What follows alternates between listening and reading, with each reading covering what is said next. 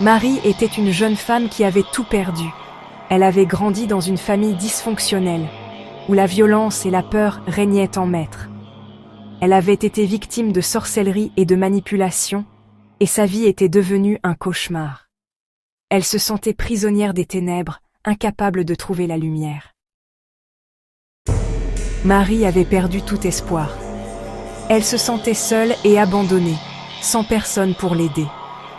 Elle avait essayé de trouver du réconfort dans les substances et les relations toxiques, mais rien ne semblait fonctionner. Elle se sentait comme si elle était piégée dans un cercle vicieux, incapable de s'en sortir. Un jour, Marie a rencontré une amie qui lui a parlé de Jésus-Christ.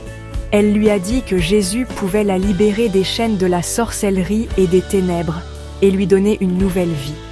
Marie était sceptique au début, mais quelque chose dans les paroles de son amie l'a touchée. Elle a décidé de donner sa vie à Jésus-Christ et de le suivre. Après avoir donné sa vie à Jésus-Christ, Marie a commencé à ressentir une paix et une liberté qu'elle n'avait jamais connues auparavant.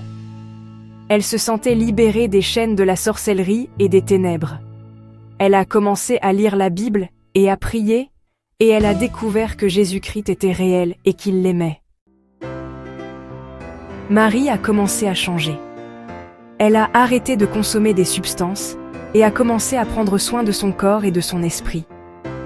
Elle a commencé à reconstruire sa vie et à trouver un sens à son existence. Elle a découvert que Jésus-Christ était le seul qui pouvait lui donner la liberté et la paix qu'elle cherchait. J'ai été prisonnière des ténèbres pendant des années, mais Jésus-Christ m'a libérée. Il m'a montré son amour et sa puissance, et je suis devenue une nouvelle personne. Je suis libre et je suis heureuse.